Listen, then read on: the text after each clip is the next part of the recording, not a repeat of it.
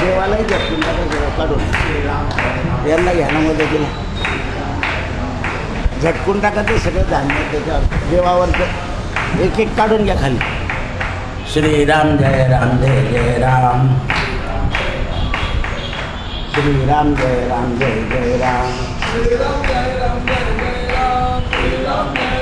जय राम श्रीराम जय राम जय जय राम श्रीराम जय राम जय जय राम श्रीराम जय राम जय जय राम. कुंडली वरदा हरी विठ्ठल श्री ज्ञानदेव गोपाल कृष्ण भगवान निवृत्ती ज्ञानदेव सोपान मुक्ताबाई एकनाथ नामदेव तुकाराम.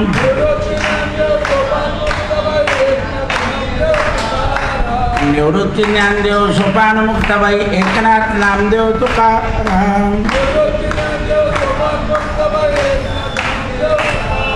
कुंडली वरदा हरी विठ्ठल श्री ज्ञानदेव तुकार गोपाल कृष्ण भगवान. सद्गुरु समर्थ बुक काढूनच घ्या ना. हां सद्गुरु समर्थ रामदास स्वामी महाराज की सद्गुरु सखाराम महाराज सद्गुरु बाबा महाराज जय जय रघुवीर समर्थ. आज दक्ष प्रजापती यज्ञ केला. भगवान शंकरानं पुन्हा त्यात प्राण टाकला. अज ब्रह्मदेवापासून उत्पन्न झाला आहे. बोकड जो आहे तो ब्रह्मदेवापासून उत्पन्न झाला आहे म्हणून त्याची मान लावली. आणि अज हा नेहमी बली द्यायला समर्थ असतो. म्हणजे नेहमी त्याचा बली सहज जातो. मानवाकरता देवाकरता राक्षसांकरता पिशाचांकरता. त्याला पुढचा जन्म चांगला मिळतो. त्याला बली दिला आणि तो बली गेला की बोकडाला मनुष्याचा जन्म मिळतो. जर तो तसाच मृत पावला तर त्याला परत त्या योन्या भोगाव्या लागतात. म्हणून वैशंपायन जन्मे जयाला म्हणतात. दक्ष प्रजापतीनं यज्ञ झाल्यानंतर दोन्ही गुडघे टेकले आणि भगवान शंकराच्या चरणावर मस्तक ठेवलं. आता सासरे जावयाचं नातं राहिलेलं नाही कारण सतीनं देहत्याग केला. दक्ष राजाने पुन्हा यज्ञ केला. दक्ष राजाचा पुनर्जन्म झाला धर्मराजानं विचारलं, दक्ष राजानं भगवान शंकराचं स्तवन कसं केलं हे मला ऐकायचं आहे. तेव्हा भीष्म पितामह म्हणाले, धर्मराजा, अद्भुत पराक्रम करणारे देवादिदेव शिव हे प्रसिद्ध आणि अप्रसिद्ध आहे. म्हणजे ते जगात प्रसिद्ध पण आहे आणि बऱ्याच लोकांना त्यांचं खरं स्वरूपही माहीत नाही.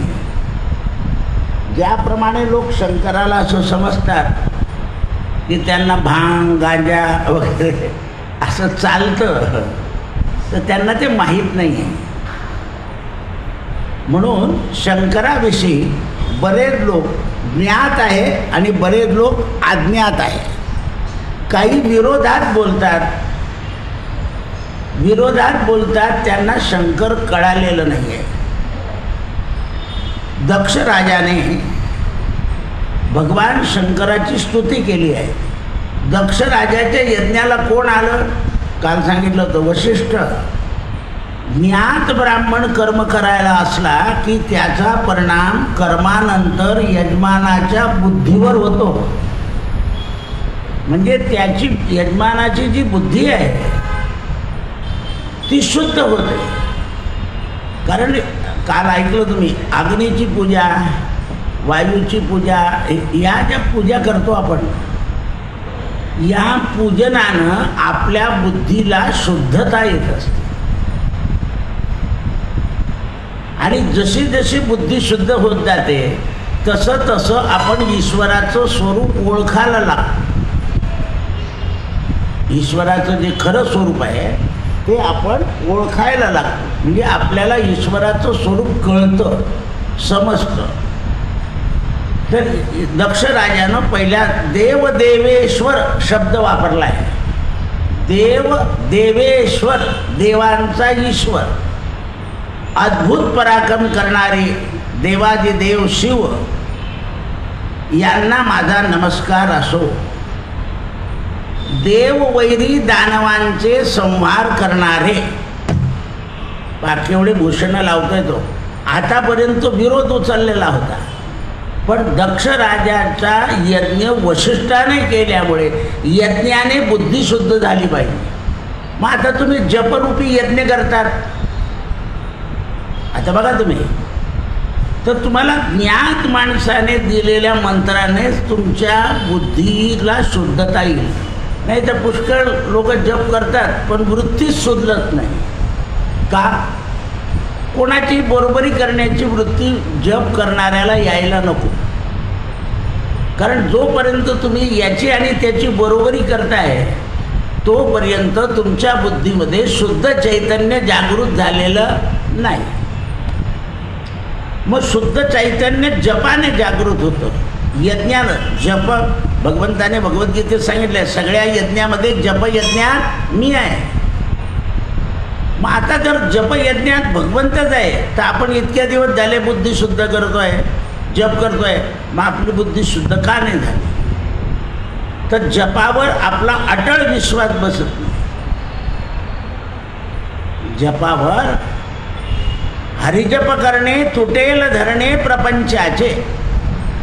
आपला मूळ हेतू प्रपंचाचं धरणं सोडणं नसतो, संसारातल्या मनोकामना पूर्ण करण्याच्या विचारात आपलं मन राहतं. म्हणून मनोकामना पूर्ण होत नाही तोपर्यंत बुद्धी जी आहे ती चलबिचल असते. त्यांचं भलवून गेलं, त्यांचं चाललं, आपलं कधी होईल, अशा मनोकामना बदलत असतात. आणि ही मनोकामना गेली की ती गेली की ती चालूच असते. शेवटी शरीराबद्दल काय देवाचं इतकं केलं, काय त्याने बरं ठेवलं, काही खाऊ देत नाही, बसू देत नाही, झोपू देत नाही, उठू देत नाही, चालू देत नाही. आता हे शरीर आहे, याचं असंच व्हायचं. त्या अवस्थेमध्ये आपल्याकडून जप झाला पाहिजे. आणि त्यावेळेला त्या बुद्धीच्या ठिकाणी चैतन्य जागृत होतं. म्हणून संहार करणारा राक्षसांचा देवराज इंद्राला शक्ती देणारे भगवान शंकर, देवता आणि दानव हे दोन्ही तुमची पूजा करतात. पाहता कळालं त्याला. पहा तुम्ही, शंकराची भक्ती दानवही करतात आणि देवही करतात. दानव भक्ती करून वैर विसरत नाही आहे, देव भक्ती करून वैर विसरून जात आहे. का तर दानवांची वृत्ती बदलत नाही ना. मग शंकरानं बदलवली नाही का? नाही. तू वृत्ती बदलल्याशिवाय माझं नाव घेऊ नको. काल भस्मासुराचं उदाहरण सांगितलं. म्हणून ते म्हणतात सहस्र नेत्रावाले तुम्ही सहस्राक्ष आहे. किती डोळे तुम्हाला, ज्याप्रमाणे विष्णूला आपण 1000 हातांचा 1000 बाहुंचा तशी स्तुती करतोय तो.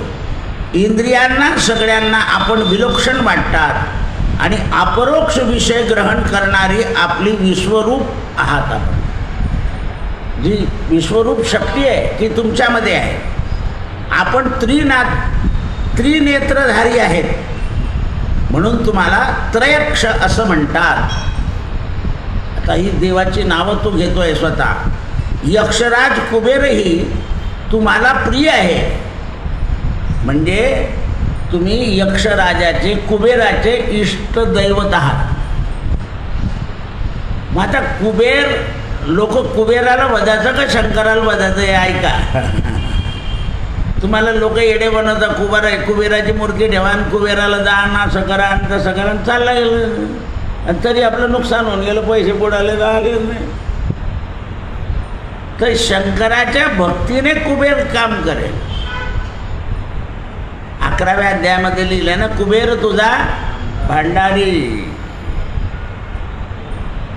तर आपण काय करतो, जसं हल्ली पट्टेवाल्याला 10 रुपये दिले की अर्ध पुढे जातो, त्याप्रमाणे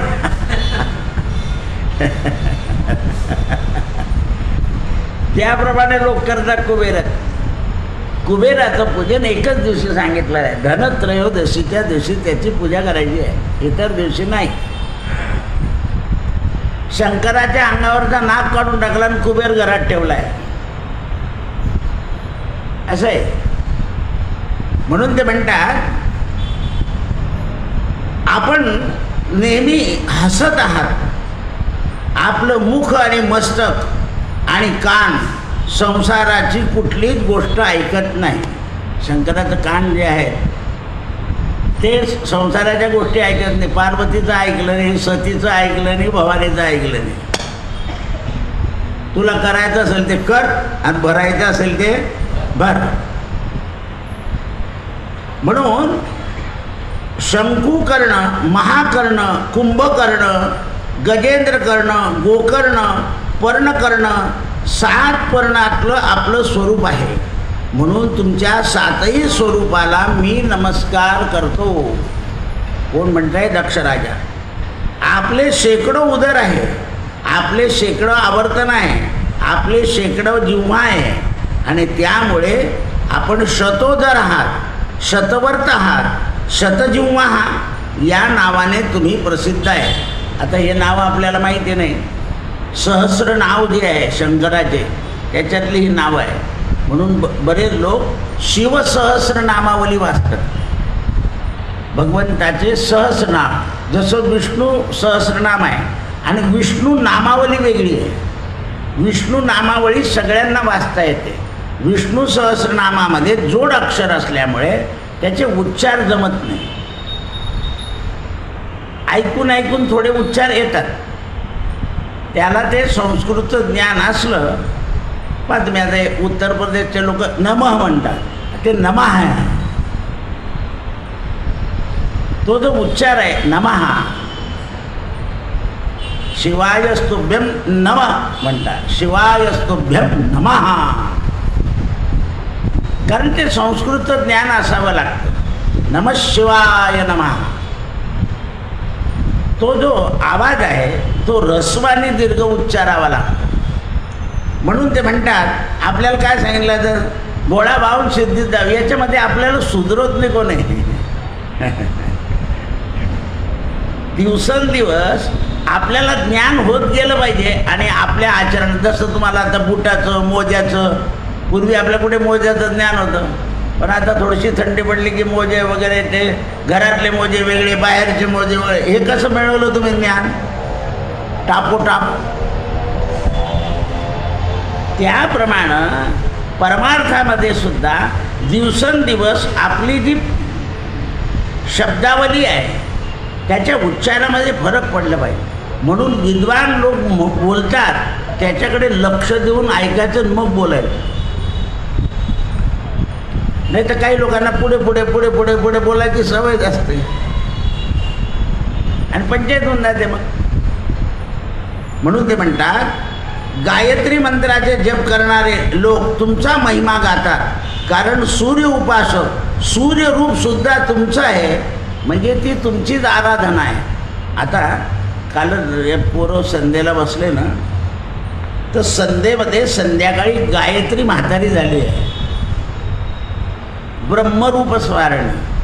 12 वाजता रुद्ररूप, म्हणजे सूर्याचं रुद्ररूप केव्हा होतं? 12 वाजता.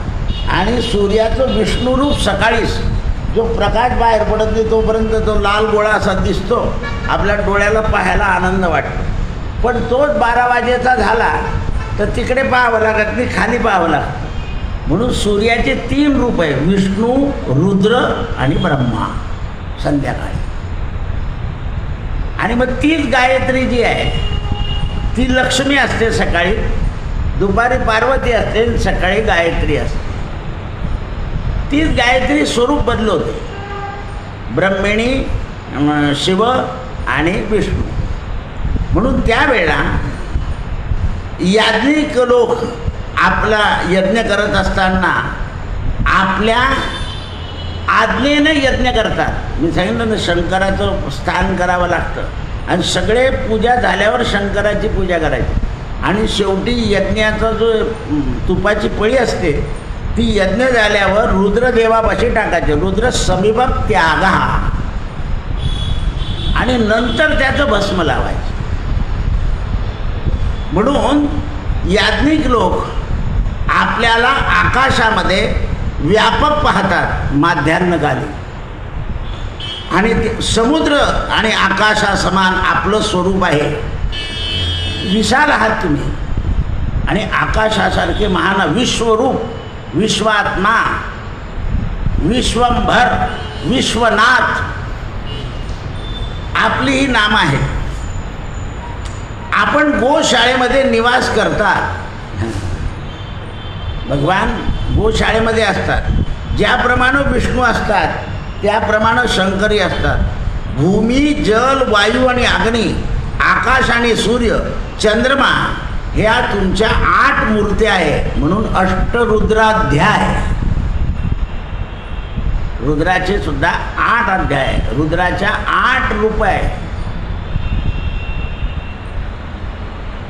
जशा 4 दिशा आणि 4 उपदिशा, किती झाल्या 8. हे सगळे रुद्र आहे, हे रक्षण करणारे आहे. ईशान्य दिशेचा ईश्वर, इंद्र पूर्वेला, आग्नेयेला, दक्षिणेला यम, नैऋत्येला राक्षस, पश्चिमेला वरुण, आणि वायव्येला वायू, आणि उत्तरेला कुबेर.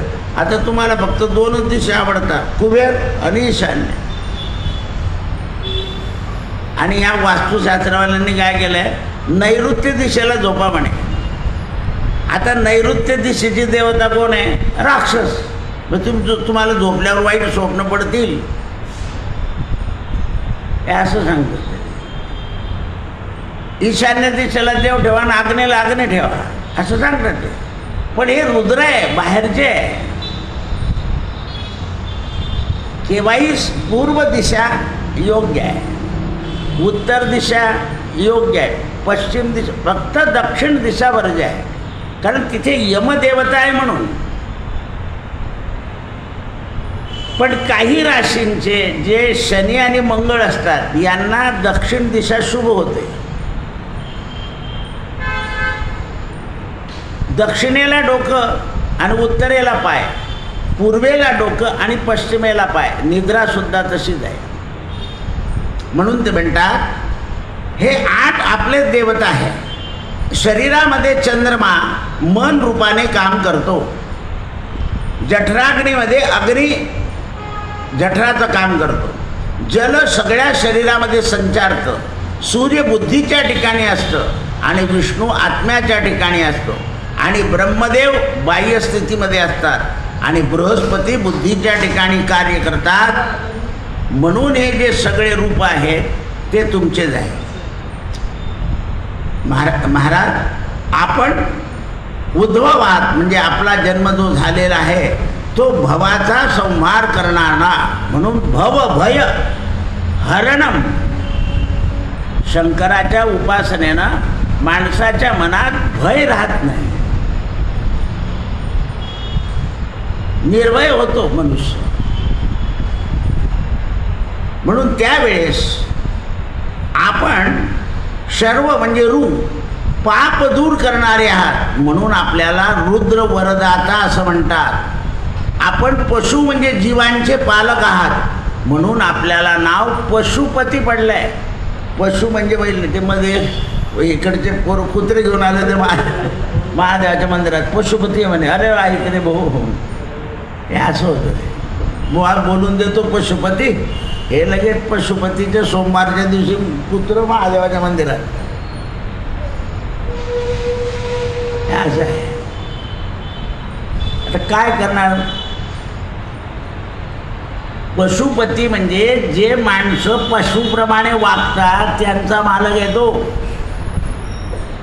पशुतुल्य नराणाम.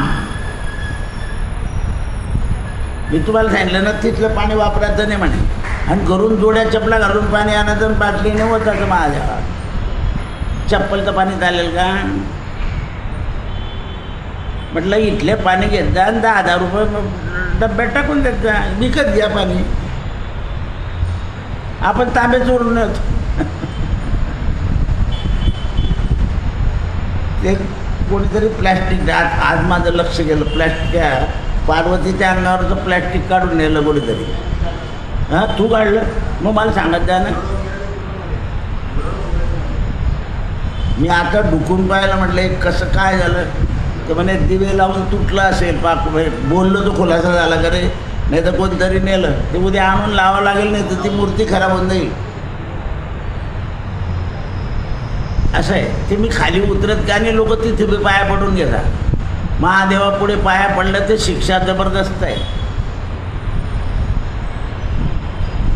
त्याचं उदाहरण सांगतो. एकदा एक शिष्य शंकराची पूजा करीत होता आणि त्याचे गुरु गेले.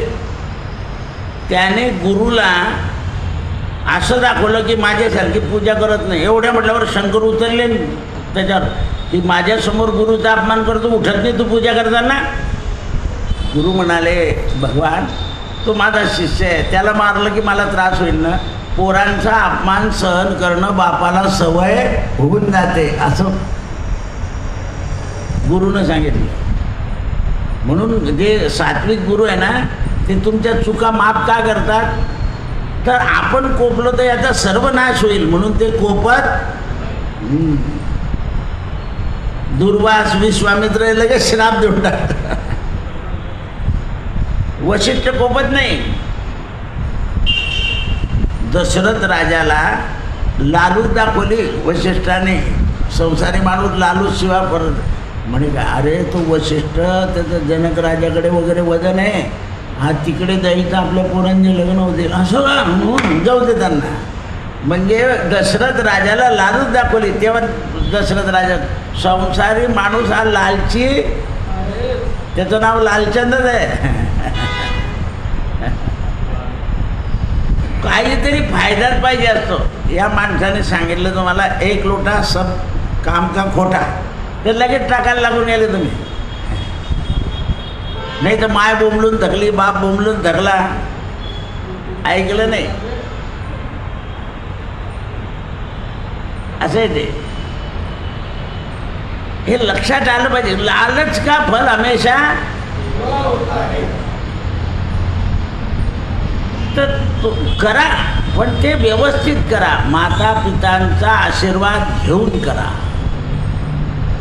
शास्त्र सांगतं. आपले पुंडलिक होते ना, पुंडलिक कुक्कुट स्वामीच्या आश्रमात गेले काशीला जाताना. तर कुक्कुट स्वामींना यांनी विचारलं, मला पंढरपूरला आपल्या काशीला जायचं म्हणे. तर कुक्कुट स्वामी म्हणे, बाबा मला माझे आईवडील असल्यामुळे मला काशीला जायची काही गरज नाही. म्हणे तुमच्या आईवडिलांचं नाव काय? म्हणे माताच पार्वती पिता देवो महेश्वरा. आता संन्यासाचे आईबाप शंकर आणि पार्वती असतात. आता आपल्या पुंडाभाऊला महाराष्ट्रातलं काही समजलं तिथे असं का म्हणे. आणि याचे आईबाप याच्याबरोबर होते काशीला जाताना आणि त्यांचे हाल करत होता.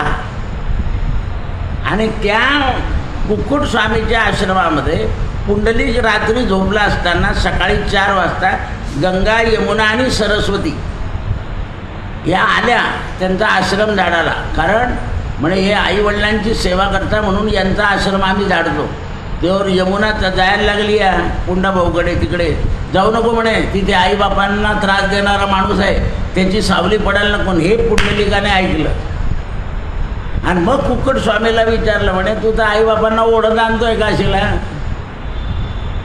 जा म्हणे, तुला आता काशीला हा रस्ता आहे, पण तिथे गेल्यावर तुला काशी विश्वनाथ दर्शन देणार नाही. मग कुक्कुट स्वामीकडून मंत्र घेतला. पुंडलिक आपल्या आले, लोहदंड नावाचं तीर्थ निर्माण केलं पंढरपूरला आणि त्याची तपश्चर्या करता करता आईवडिलांची सेवा करता करता द्वारकेहून भगवान येऊन उभे राहिले. महायोगपीठे तटे भीमरत्यांबरम पुंडलिकाय दातुम मुनींद्री. म्हणून पंढरपूरला लोहदंड नावाचं तीर्थ आहे. ते शंकराचंच मंदिर आहे. ते पंढरपूरला गेल्यानंतर खालून वाळू काढायची असते, हातावर एक पिंड करायचं, त्याची पूजा करायची, ते डोक्यावर घेऊन बुडी मारायची, म्हणजे आपल्या पापाचा नाश होतो. आता त्या आषाढ महिन्यामध्ये काही शक्य नसतं. आषाढीला कार्तिकीला ते जमून जातं. आषाढीला करत गेलं तर पंचायतीत पडून झालं, पाणी भरपूर राहतं. करायला गेले काय झाले वर पाय. ते समजलं पाहिजे माणसाला. म्हणून आपण वरद देणारे आहात. मी तुम्हाला वारंवार नमस्तक करतो. आपल्या 3 मस्तक आहे आणि आपल्याला 3 जटा आहे. म्हणून आपल्याला आपण हातात त्रिशूळ घेतला आहे, म्हणून आपल्याला त्र्यंबक असं म्हणतात. त्र्यंबक नाही, त्र्यंबक. त्र्यंबकं जजामहे सुगंधिं पुष्टिवर्धनाम् उर्वारुकमिव बंधनान् मृत्युर्मुक्षीयमामृतात्. इतकं पाय मोडावे लागतं त्या त्र्यंबक मंत्रामध्ये. म्हणून ते नीट म्हटले पाहिजे. त्रिनेत्रधारी त्रिपुर विनाशकारी. आपण आपल्याला 3 नेत्र आहात म्हणून तुम्हाला मी नमस्कार करतो. आपण क्रोध प्रचंड रूप धारण करतात म्हणून आपलं नाव चंड आहे. आपल्या उदरामध्ये सगळं जग भरलेलं आहे आणि ते सगळं जग तुमच्या कमंडलूत आहे. म्हणजे भगवान शंकराचं जे कमंडलू आहे त्याच्यामध्ये संपूर्ण जग आहे. कमंडलू ब्रह्मदेवाजवळ आहे, कमंडलू देवीजवळ आहे, कमंडलू शंकराजवळ आहे, कमंडलू हनुमंताजवळ आहे, कमंडलू दत्तात्रयांजवळ सुद्धा आहे. म्हणून आपल्या कमंडलूमध्ये संपूर्ण जग भरलेलं आहे. म्हणून आपण पाणी वाटायच्या भांड्याला काय म्हणतो? जग. कारण जास्ती लोकांना पुरतं ते लग्न समारंभात इत्यादी याच्यात, म्हणून त्याचंही नाव जग ठेवलेलं आहे. काही काही शब्द जे आहेत ते असे असतात की त्याच्यामध्ये कोणी मनुष्य बदल करूच शकत नाही. नवीन शब्द त्याला लावताच येत नाही.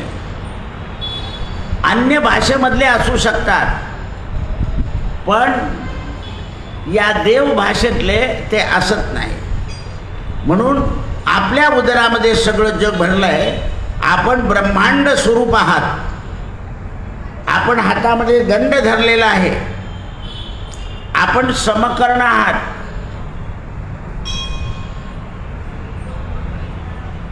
मोठे 3 लय फर्स्ट सेकंड थर्ड.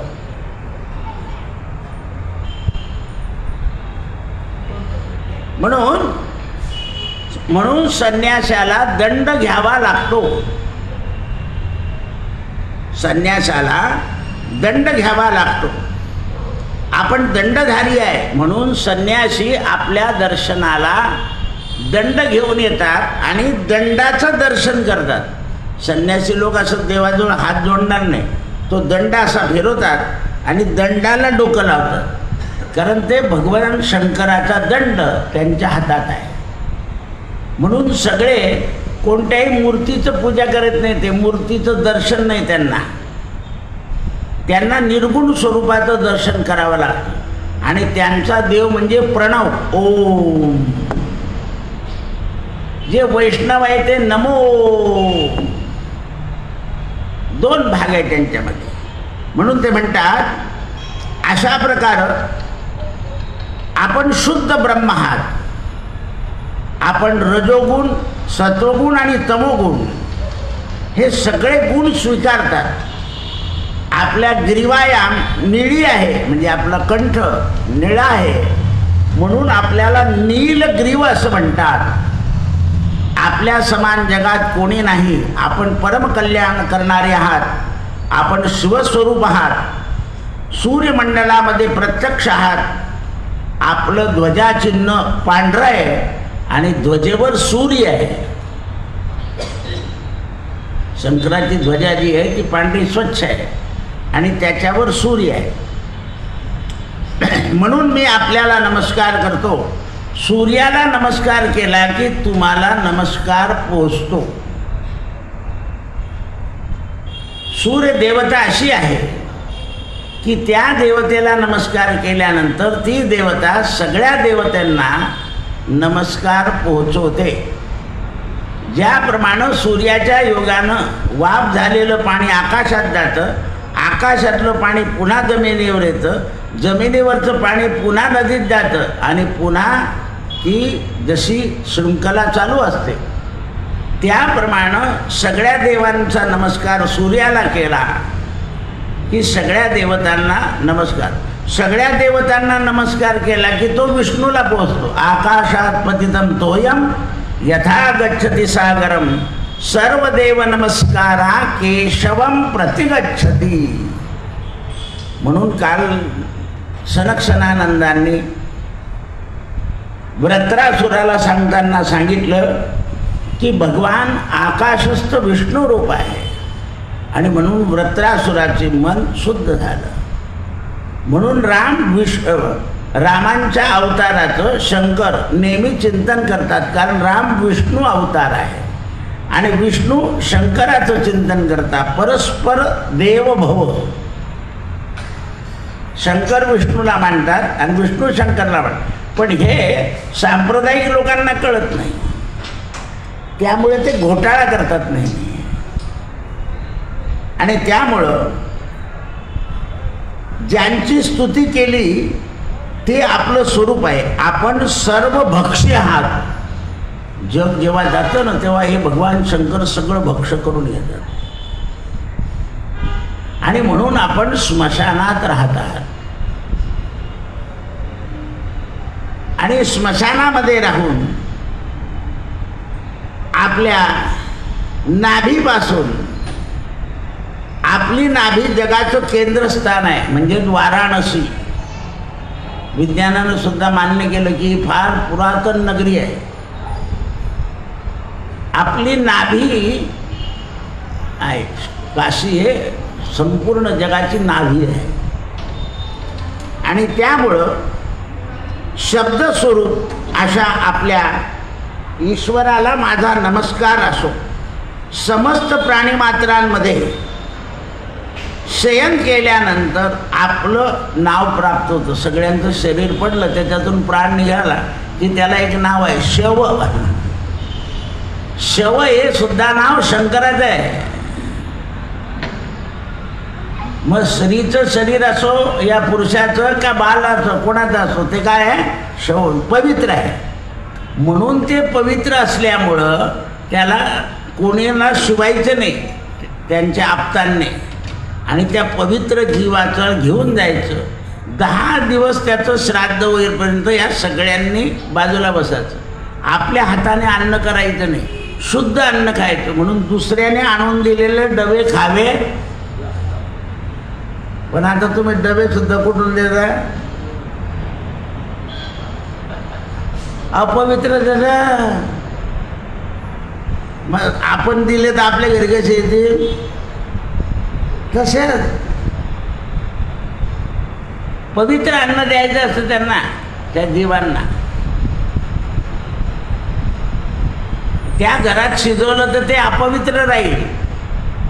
म्हणून ज्ञात लोकांच्या घरी काय करावं लागतं, घरात दुसरे लोक ठेवावं लागतात. हे सगळे बाहेर बसतात, ते घरातलं पाणी बिणी दुसऱ्या लोकांनी भरायचं आणि मग त्या घरात शिजवलेलं अन्न यांना द्यायचं. कारण शव म्हणजे पवित्र.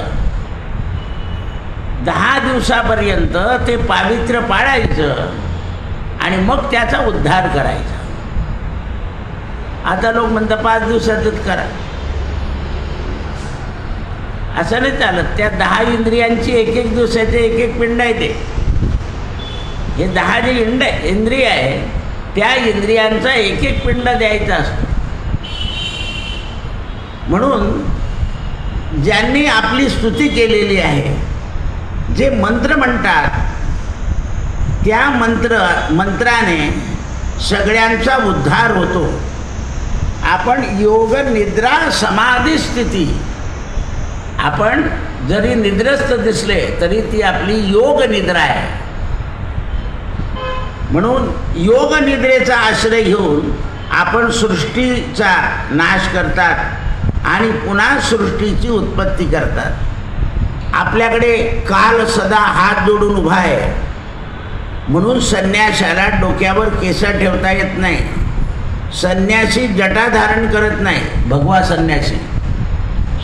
हे जे दुसरे संन्यासी आहे पिवळे वगैरे कापड, हे जटा ठेवू शकतात. पण शंकराचा संन्यासी डोक्यावर केस ठेवत नाही,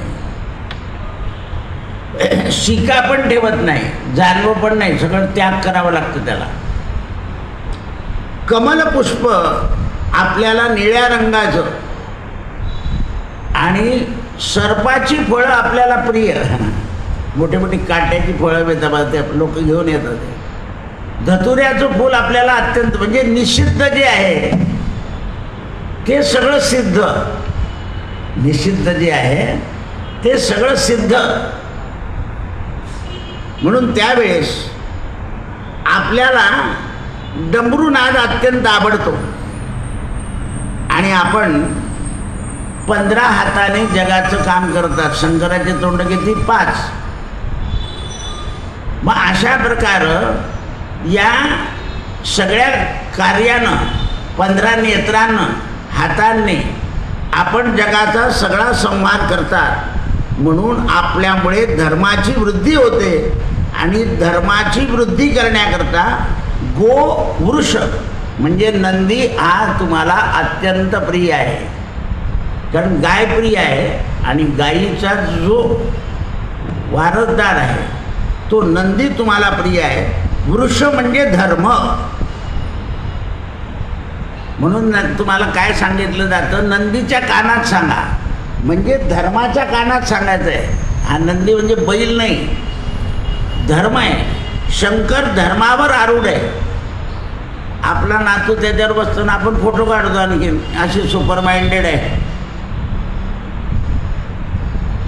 तुम्ही बगीचात त्यांना खेळवा, पण देवळात आल्यानंतर देऊळ काय आहे हे समजवा, गणपती काय आहे समजवा, राम काय, आपण काहीच समजत नाही.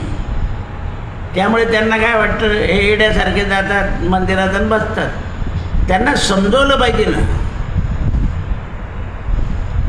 हे काही पोरं आजांना विचारताना आजांना सांगता नाही येत, तर आपल्याला सांगता आलं पाहिजे. म्हणून आपण असं ज्ञान ठेवायचं की ते ज्ञान आपल्या घरामध्ये प्रकाशित केलं पाहिजे. आपण करत नाही. अजून काय पुढे शिकतील, ते पुढे शिकतील, ते इतके पुढे चालले जातात तर आपल्याला क्रॉसिंग करतात ते. कारण त्यांना ते धर्माची कल्पनाच नसते ना. म्हणून त्यावेळेला वृक्ष म्हणजे धर्म सांगितला. आपण आदी नामाने प्रसिद्ध आहात, आपण गतिशील आहात, म्हणून आपल्या हातात दंडक आहे. दंडक म्हणजे शासन. अशा प्रकारे आपल्याला उत्तम गंध वस्त्र धारण करावे लागतात इच्छेनुसार. आपण सगळ्या राग रागिणी आणि यांचे प्रेरक आहात. म्हणजे संगीत सगळं शंकरापासून आहे आणि शंकराला संगीत येतं म्हणून त्यांचं नाचणं आहे, नृत्य, नटवर असं आहे. सुंदर नृत्य करतात भगवान शंकर आणि विष्णूच्या समोर करतात. शंकराचं नृत्य पाहून विष्णू प्रसन्न होतं, कारण नटवर आहे, ते नटराज आहे. म्हणून या जगताची छाया तुमच्या 11व्या अध्यायामध्ये पहा. ती महानंदा ज्याप्रमाणे अयोध्येमध्ये सगळे उद्धरून गेले तसं महानंदेला शंकर प्रसन्न झाले. म्हणजे काय माझ्या नावाने नगर निषिद्ध झालं आहे, हे नगरचं नगर उद्धरलं पाहिजे. नगर उद्धरून गेलं. आपण 11वा अध्याय वाचतो पण त्याच्यातलं मर्म जे आहे ते आपल्या लक्षात नाही येत. महानंदेचं सत्वहरण करायला शंकर गेले तर शेवटी शंकराला सांगावं लागेल, बोल काय इच्छा आहे. तर म्हणे नगरचं नगर उद्धरलं पाहिजे. अयोध्येनंतर महानंदेच्यामुळे सगळं नगर वरती गेलं. रामामुळे अयोध्या गेली पण इथे महानंदेमुळे गेली आहे, कारण तिची बुद्धी शुद्ध झाली. एकदा बुद्धी शुद्ध झाल्यानंतर सगळ्या पापाचं क्षालन होतं. उडी निशंक घातली, निशंक उडी घातली तिने. म्हणून राग रागिणी ध्यान पारायण. आपल्या गळ्यामध्ये रुद्राक्ष आहे. आपल्या डोळ्यातून पडलेल्या बिंदूनं ही घटना ऑस्ट्रेलिया आणि नेपाळमध्ये घडलेली आहे, म्हणून तिकडे रुद्राक्ष जास्ती उत्पन्न होतात. तिकडचे रुद्राक्षाचे बल चांगलं असतं. बाकीच्या प्रांतामध्ये उगवतात पण तसं परिपक्व होत नाही. म्हणून आपण व्याप्त रूप आहात, पृथक रूप आहात. आपल्याला लोक धूप प्रदान करतात, कारण धूपामध्ये सुगंध आहे, ज्याला आपण उदानी म्हणतो. त्याच्यात गुगुळ टाकला जातो. आपला हा जो ऊद आहे हा आपला नाही आहे, हा मलेच्छनांचा आहे. पण तो सुगंध देऊन मच्छर दूर करतो म्हणून आपण त्याचा वापर करून घेतो. आपल्याकडे गुगुळ आहे पण आता गुगुळामध्ये डिंक टाकला जातो, म्हणजे खरा गुगुळ मिळत नाही पैसे देऊ नये. त्यामुळं आपण त्याचा स्वीकार करतो. म्हणून घोरत्व रूप आहे. आपण अघोर आहात आणि भक्ताला स्वप्नात सुद्धा दर्शन देणारे आहात, म्हणून मी तुम्हाला नमस्कार करतो. आपण एक पाद आहात, अनेक नेत्र आहात, एक मस्तक आहे, अनेक मस्तक आहे. आणि आपण समुद्रासारखे विशाल आहात आणि हिमालयासारखे स्वच्छ आहात, म्हणून आपल्याला चंद्रशेखर असं म्हणतात.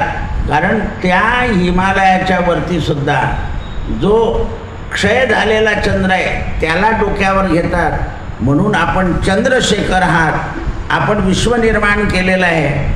आपण जगाचे सगळे कारागीर आहात आणि सदा शांत रूप आहात, म्हणून मी तुम्हाला शरण आलो. एवढी स्तुती दक्ष राजानं केली.